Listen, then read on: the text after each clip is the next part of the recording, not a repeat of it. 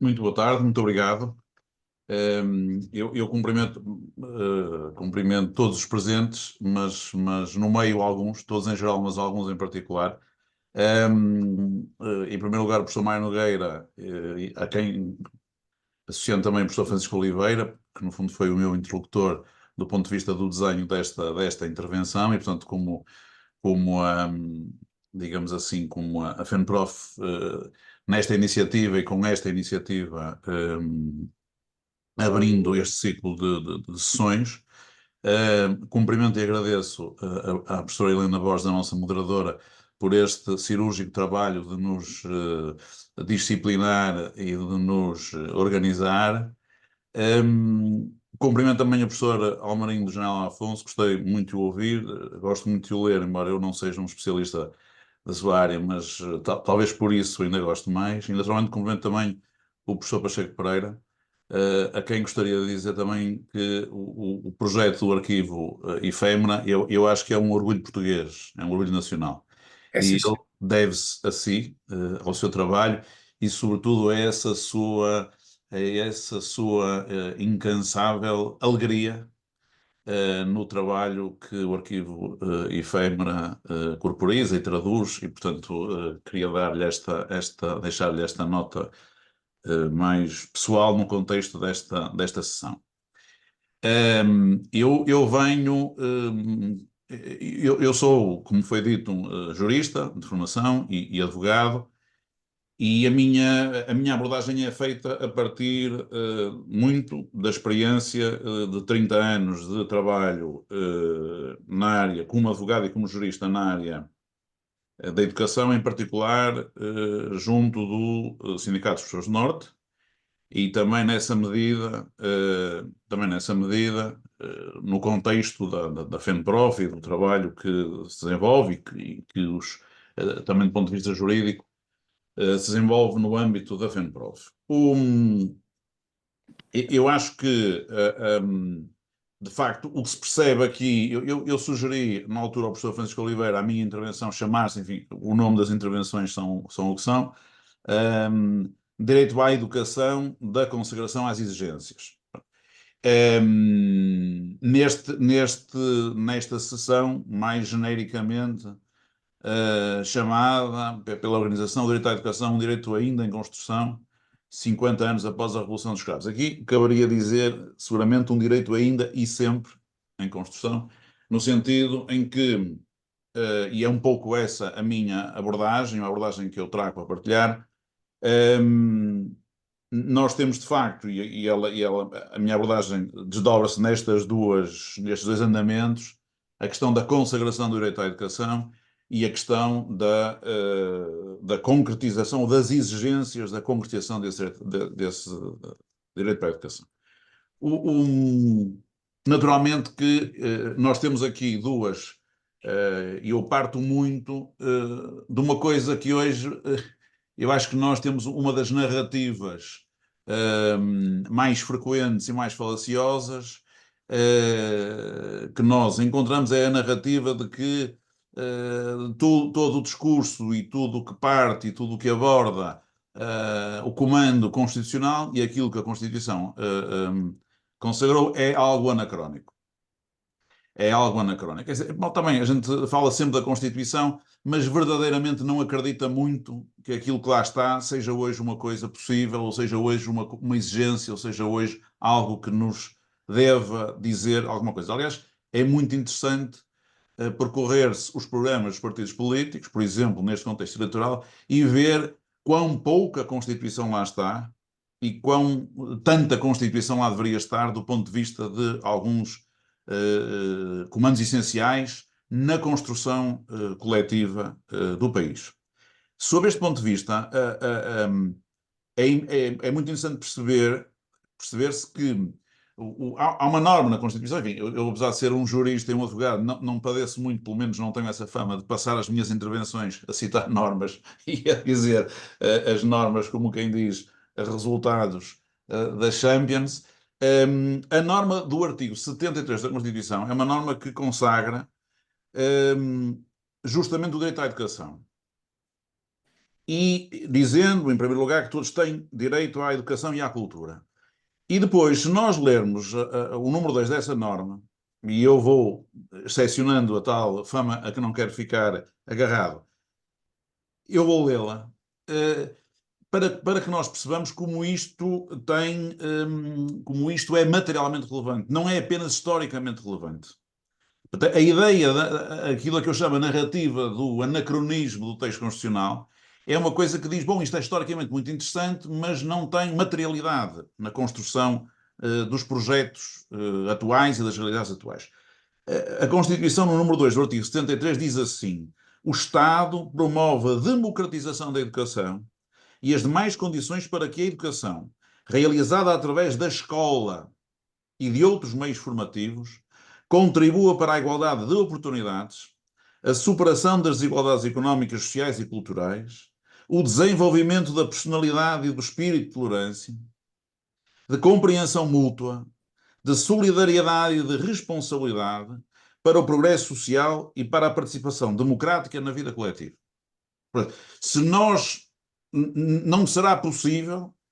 não será possível ter mais materialidade do que esta que o texto constitucional consagra. Claro que diz-se, bom, isto aparece, tem o seu contexto, e já lá vamos ao seu contexto, mas a verdade é que, não obstante esse seu contexto, hoje, se nós olharmos para isto e percebermos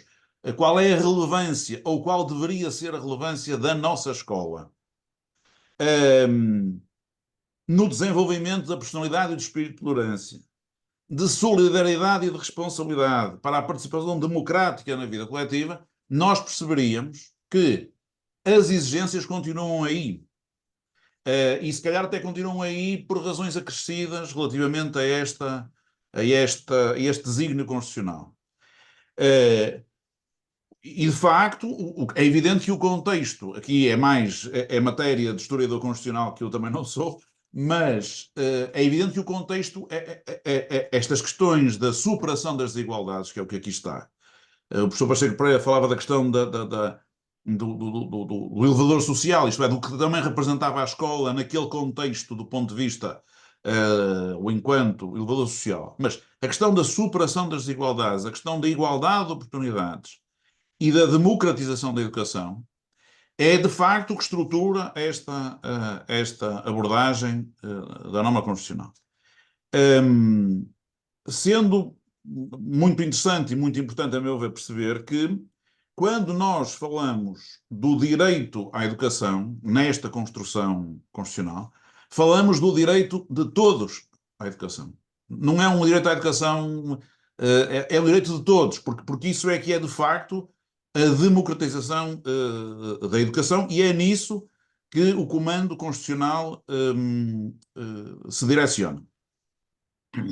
Ainda, e naturalmente que isto tinha à data a questão da construção de um tecido social e de um tecido de escolarização marcado ou estruturado pela igualdade de oportunidades, tinha uma carga imensa. Assim que, como é evidente, tinha uma carga de contexto, mas também tinha uma carga de contexto, um outro aspecto que, naturalmente, o tempo, não só o tempo e o trabalho das escolas e dos professores construiu, que era a questão da eliminação do analfabetismo. Ou seja, este direito à educação concretiza-se também de acordo com a Constituição. Referi há pouco a norma do artigo 73 e agora refiro a norma do artigo 74, não vou referir muitas mais normas, que tem por epígrafe, curiosamente, apenas ensino, e diz que, de facto, é o direito ao ensino, o direito à instrução escolar, que materializa o direito à educação. E aí é que aparece a incumbência do Estado em assegurar o ensino básico, universal, obrigatório e gratuito, e aí é que aparece, por exemplo, o dever do Estado garantir a educação permanente e eliminar o analfabetismo, que era, como sabemos, e é bom não esquecer isso, era um tema português nacional marcante ao tempo da Revolução do 25 de Abril. E, portanto, no fundo, o que a Constituição consagra é muito esta ideia de que o direito à educação é, em primeiro lugar, um direito à instrução. Mas não é apenas um direito à instrução. Não é apenas um direito à instrução. Quando a Constituição fala neste direito à educação e no direito ao ensino como um direito de acesso à escola, o que nós percebemos é que para a Constituição, e isto parece-me particularmente interessante de perceber e até relevante à luz do que hoje, se calhar, são as exigências deste direito à educação hoje, é a centralidade que a escola tem no direito à educação. Isto é, o direito à educação é um direito que se constrói, que se garante, que se concretiza, através justamente do direito ao ensino, que se concretiza na escola e que se concretiza muito através dos professores. A escola tem aqui um lugar central e, pelo desenho que a Constituição dá a este direito à educação, o que está aqui em causa, o que está aqui em cima da mesa, qual é a escola que tem um papel central, a escola que tem um lugar central, é a escola pública. É a escola pública que tem um lugar central enquanto, na Constituição, enquanto espaço social coletivo e não apenas enquanto espaço de instrução. E reparem, quando nós, no artigo 73 da Constituição, fala de muita coisa para além da instrução,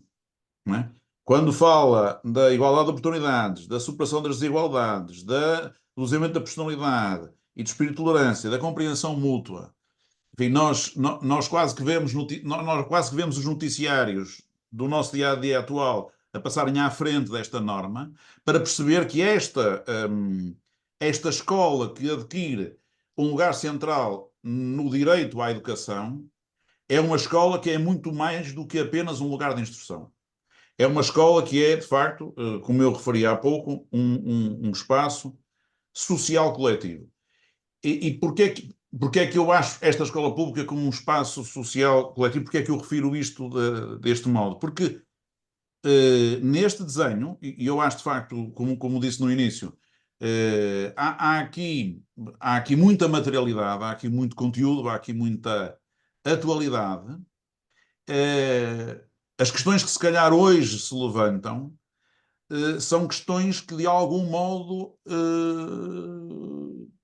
resultam de que este modelo que garante o direito à educação através de uma escola como espaço social coletivo e da escola pública como espaço social coletivo, hoje estão de algum modo em causa ou em crise. Quer dizer, eu acho que há aqui uma questão que me parece.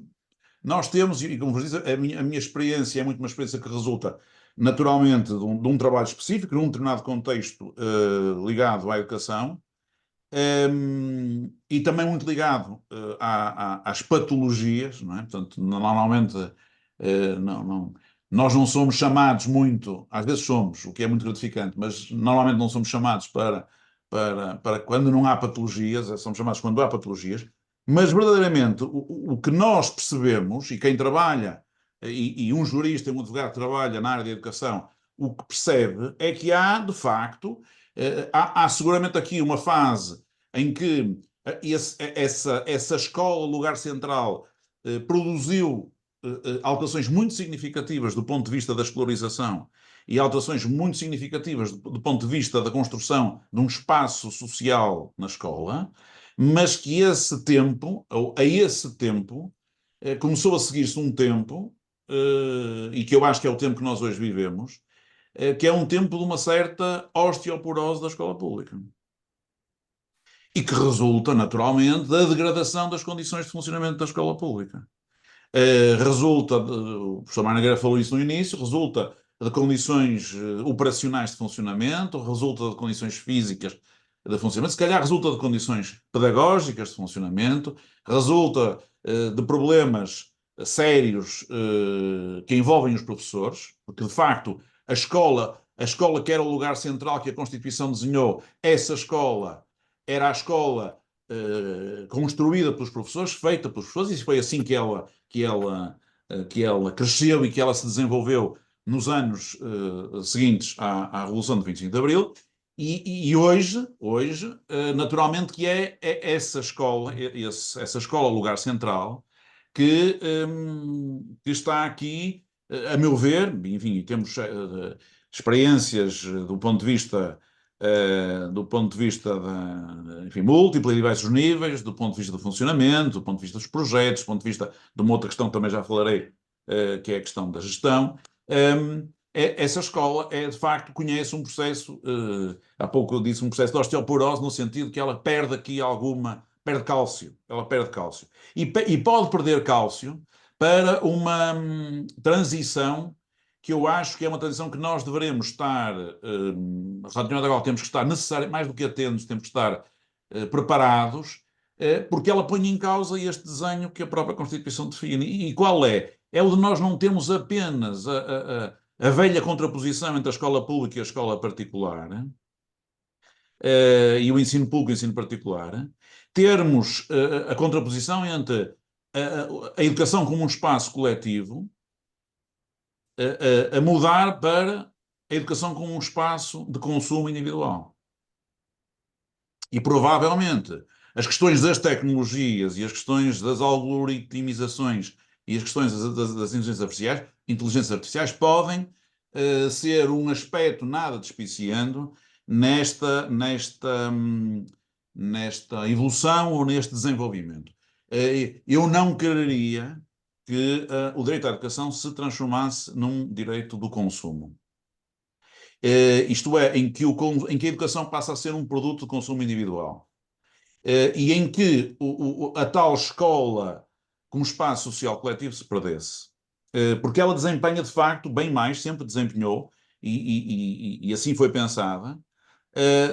bem mais do que apenas um espaço de instrução. Ela foi naturalmente um espaço de instrução muito importante, aliás, o professor Pacheco Pereira também falava disso, até numa fase anterior, como era no fundo a escola como forma de superar os contextos clericais de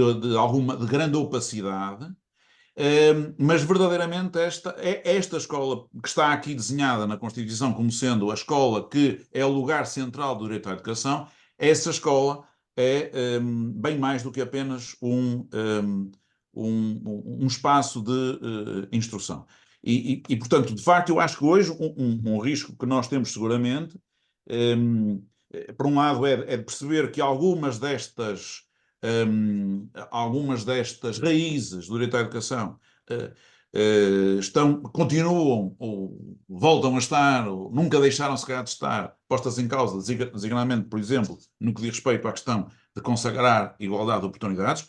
Nós hoje, se calhar, temos ainda hoje como um problema da escola continuar a reproduzir desigualdades e não a assegurar igualdade de oportunidades.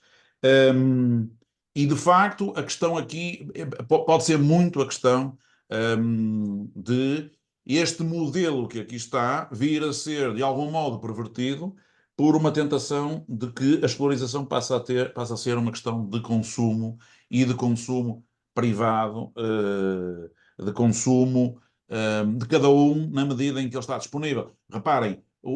a incrementação das lógicas de competitividade do ponto de vista dos resultados é seguramente uma coisa que estimula esse tipo de abordagens.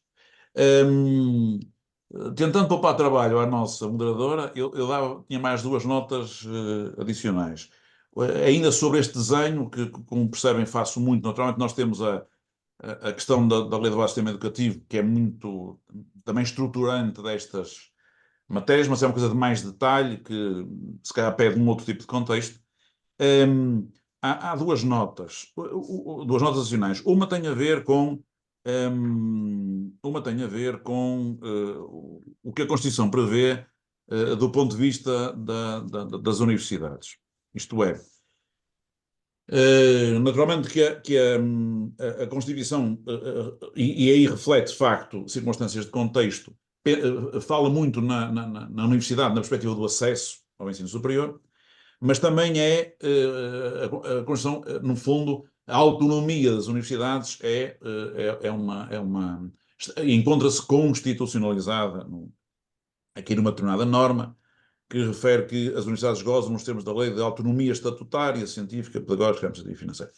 Eu aqui, bem, estou esta nota. Eu creio que, e isto para mim está muito dentro deste meu mandato de intervenção, da consagração às exigências, eu creio que há aqui exigências do ponto de vista da construção da autonomia das universidades que pede alguma coisa. Ou seja, a minha convicção, eu também trabalho muito como jurista e advogado no âmbito do ensino superior, eu acho que ao nível das universidades há aqui questões que se colocam e que se devem colocar nos próximos anos e que devem interpelar aquilo que é hoje a realidade institucional das universidades e aquilo que é, pronto, e aqui já fala mais o advogado do que o jurista, aquilo que é o exercício do poder no âmbito e no contexto das universidades e que eu acho que é uma questão social importante e relevante e que eu apenas sinalizo e não desenvolvo. E a minha última nota tem a ver com um aspecto, a meu ver, completamente estruturante e um, também crítico do ponto de vista da nossa realidade atual e das exigências que hoje se colocarão, e que tem a ver com o facto de que aquela ideia que, enfim, que nós, em determinados contextos, e normalmente em contextos sindicais, acentuamos e invocamos da gestão democrática das escolas, ela também é constitucional. Isto é, a Constituição também afirma que as escolas, a escola como, enfim, como eu atentei do ponto de vista da construção jurídica, apresentar aqui na intervenção, ela deve ser democraticamente gerida. Democraticamente gerida. E até diz mais, diz que os professores e alunos têm o direito de participar na gestão democrática das escolas. Nos termos da lei, naturalmente, que depois concretiza esse. E aqui a questão é que eu acho que, de facto, o caminho. Também aqui, hoje estou virado para a osteoporose, espero que não seja pronúncio de nada mau, mas também aqui a gestão democrática conheceu aí sim um processo acentuado de osteoporose. Isto é, nós temos, de facto, hoje a implementação de uma gestão tutelar, incrementadamente tutelar. Claro que se dirá, bom, uma coisa não é no limite absolutamente incompatível com a outra, mas a verdade é que não era disso que estávamos a falar e nem é disso que a Constituição fala quando define que o modelo de gestão das escolas e define porque elas de facto estão pensadas na Constituição como o tal espaço social coletivo. E por isso o seu modelo de gestão deve ser um modelo democrático. E, portanto, eu concluindo, neste desenho eu quis de algum modo associar os dois andamentos. Isto é, como isto está consagrado, a forma como o direito à educação está consagrada na nossa matriz, digamos assim, do ponto de vista jurídico, nossa matriz jurídica, mas também o modo como hoje há aqui questões que se colocam e questões que são elas sim também exigências para a consagração desta raiz, digamos assim, desta raiz do ponto de vista do direito à educação. Muito obrigado.